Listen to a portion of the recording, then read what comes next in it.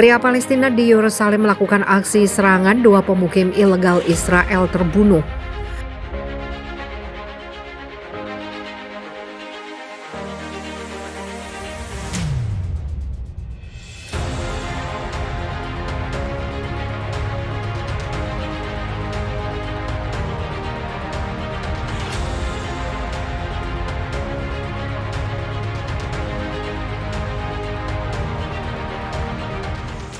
Dua pemukim ilegal Israel tewas, 5 lainnya terluka dalam operasi serangan run over yang dilakukan oleh seorang pria Palestina di Yerusalem yang diduduki.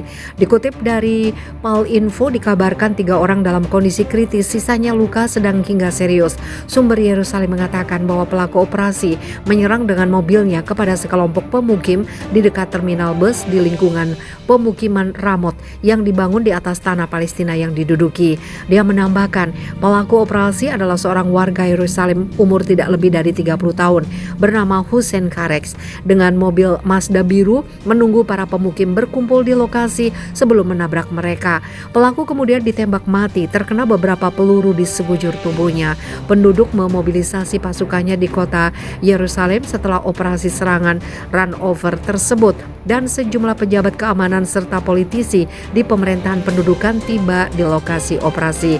Operasi tersebut dilakukan beberapa jam setelah kematian tahanan Ahmed Abu Ali dari Hebron karena kejahatan kelalaian medis dengan membiarkannya meninggal secara perlahan tanpa pelayanan kesehatan di penjara pendudukan.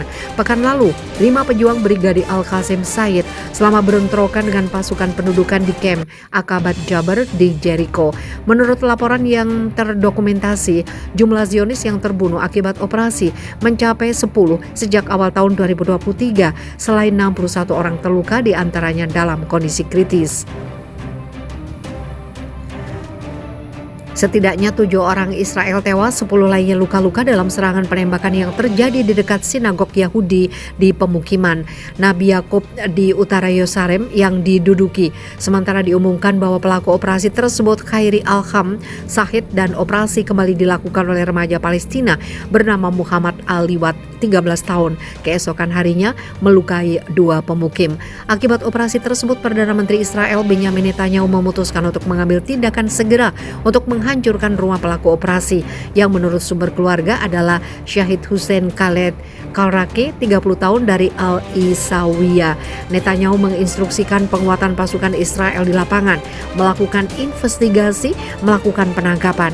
Menurut saluran 7 Ibrani juga menambahkan bahwa Menteri Keamanan Nasional Itamar Ben-Gvir dan Komisaris Jenderal Polisi Yakub Sabtai pergi ke lokasi serangan di Yerusalem. Sejak Januari lalu, pejuang perlawanan Palestina melakukan 530 aksi perlawanan. Akibatnya 7 orang Israel tewas, 38 lainnya luka-luka menurut data Israel.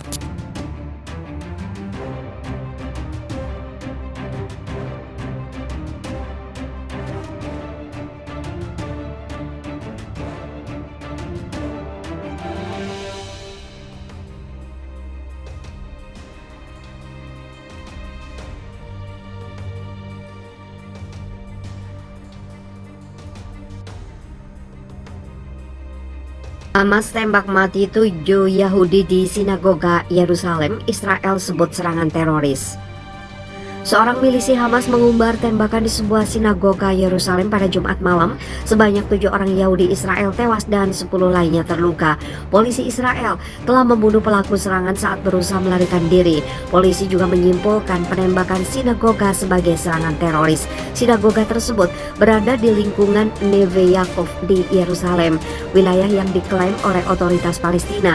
Polisi Israel mengidentifikasi pelaku penembakan sebagai Fadi Ayaz, seorang anggota Hamas yang tinggal di lingkungan Su'afat di Yerusalem Timur. Mengutip Time of Israel, Ayaz menembaki sinagoga Eteret Avraham dengan pistol lalu melarikan diri ke lingkungan Palestina di Bet Hanina. Dia diduga menembaki para petugas polisi yang merespon ke tempat kejadian dan ditembak mati oleh tembakan balasan para petugas. Awal malam ini sekitar pukul 20.30 malam, seorang teroris tiba di sebuah sinagoga di Boulevard Neve Yaakov di Yerusalem mulai menembaki sejumlah orang di area itu, bunyi pernyataan polisi Israel. Pasukan polisi dengan cepat tiba di tempat kejadian, terlibat dengan teroris dan melepaskan tembakan ke arahnya. Teroris itu dinetralkan. Lanjut pernyataan tersebut. Amerika Serikat mengutuk keras serangan mematikan di sinagoga tersebut dan menyuarakan solidaritas dengan Israel menjelang kunjungan Menteri Luar Negeri Antony Blinken.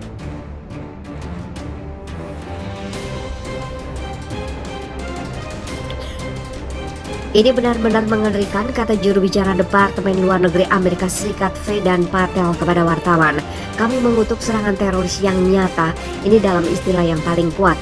Komitmen kami terhadap keamanan Israel tetap kuat dan kami berhubungan langsung dengan mitra Israel kami.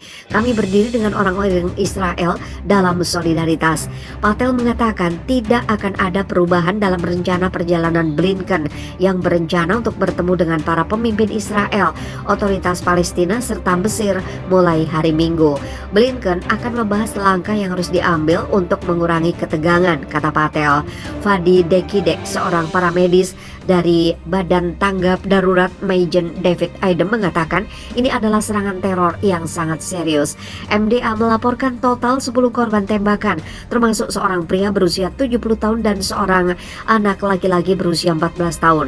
Saya mendengar banyak peluru, kata Matanel Al-Malem, seorang pelajar berusia 18 tahun yang tinggal di dekat sinagoga, kepada AFP di tempat kejadian.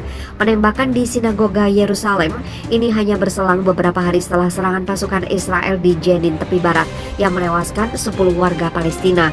Kelompok Hamas kemudian merespon dengan menembakkan beberapa roket ke Israel yang dibalas dengan serangan udara di Gaza oleh militer Zionis.